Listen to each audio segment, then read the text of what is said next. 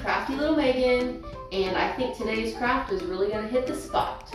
Or should I say dot? That's right, everybody, we are dot painting today. It's super easy and something that anybody, and I mean anybody, can do. Stay tuned to see more. For this project, you will need multicolored acrylic paints as well as circle implements to create the dots. You can also use a sealer to seal your work, as well as a ruler or something if you want to find a center point. To start my project, I found the center of my object, which is a jewelry box. This is not a necessary step. If you're a perfectionist, it might even be easier to use an off-centered starting point so that any small deviations of the circle are not noticeable. Most of the dot paintings I've seen start with a large center circle. I used a large point Crayola marker to make mine. During this painting, I used several different implements. Some of them you'll see are dotting tools that I got at the dollar store. They're usually 2 for $1. For some of the larger dots, I used pencil eraser, or even sharpened a brand new pencil about halfway so that it could create a circle in between the size of a pointed pencil and an eraser. Other tools that you'll see me use are different size glue sticks and different size markers. Really, anything that's circular is a good option for this.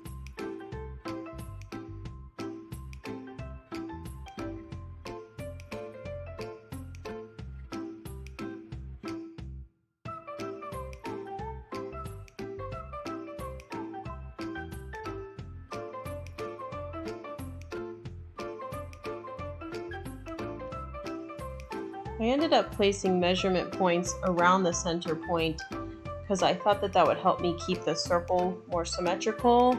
However, I ended up not using them at all. I've seen several videos that have done this and used a compass. So if it is something that you're worried about, you could always give it a try. It won't hurt anything. It just is a couple extra steps at the end to erase the lines.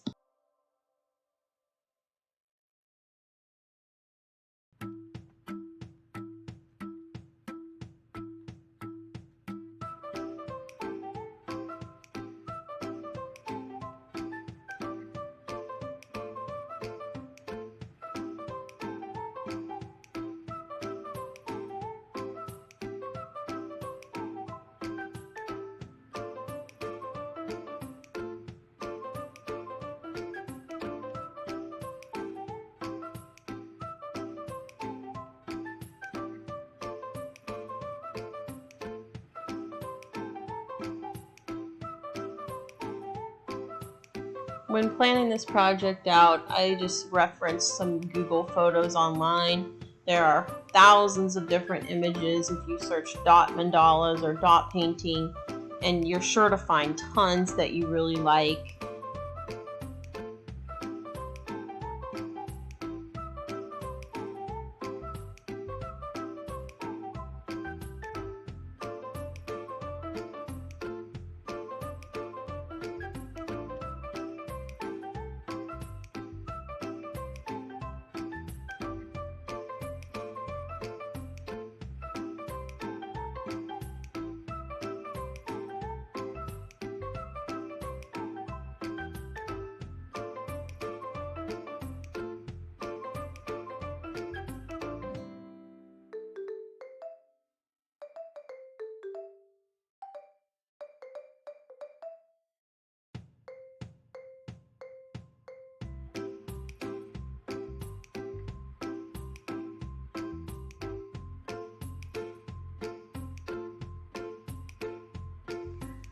A feature on a few of the images that I found that I really liked was dots that increase or decrease in size in like an ascending or descending order.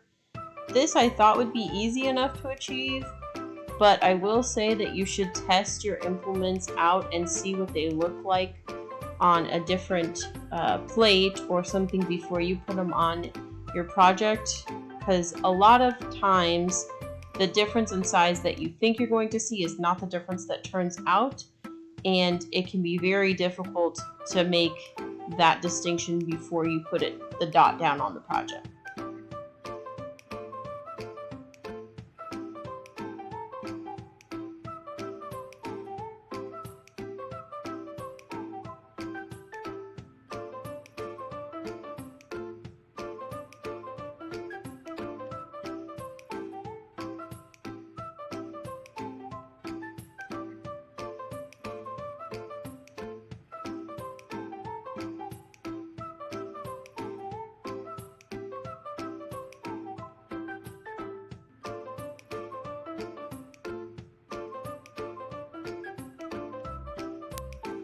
Earlier in the video, I mentioned that I didn't use the guide dots that I had drawn onto my project before I started. The reason is if you go in a circular fashion, working your way out and go in a complete circle every time, really the distance from the inner circle is going to be the same or close enough to the same that you can't really tell if there's been a small deviation from a true circle.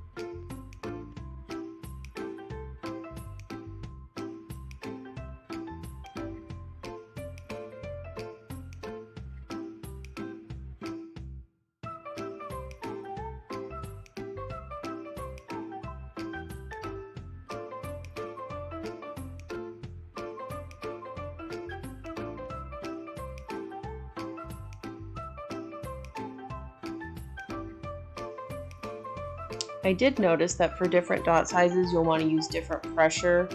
For smaller dots, you'll want to touch the point completely down to your canvas to make sure that the uniformity is the same among all of the dots of that size.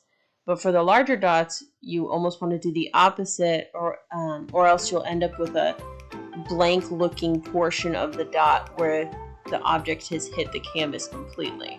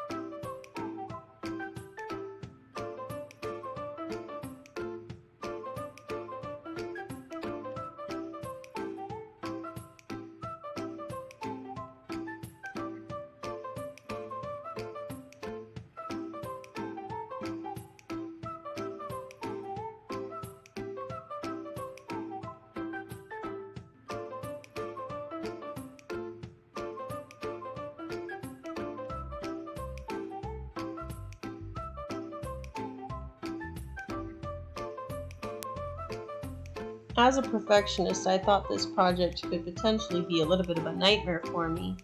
But as I got going, the further along in the project, I noticed that differences in distances between the dots or overlapping of a few dots was barely noticeable because the overall image is so busy that one small imperfection will not draw your eye.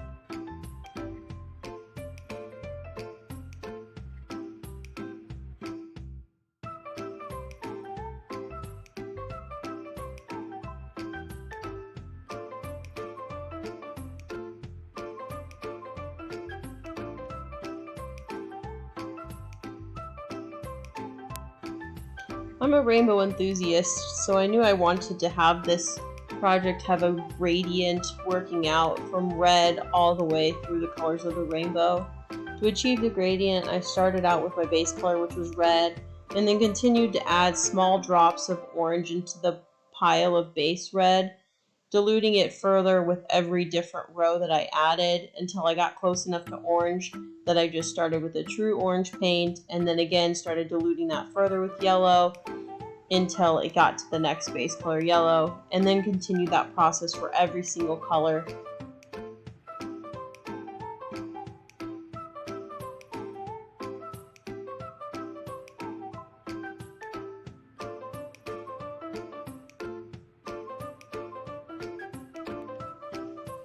We've almost come to the end of another Crafty Little Megan video. I want to thank everyone for watching yet again, and please like and subscribe if you like what you see and want to see more. Thank you so much, and have a great day.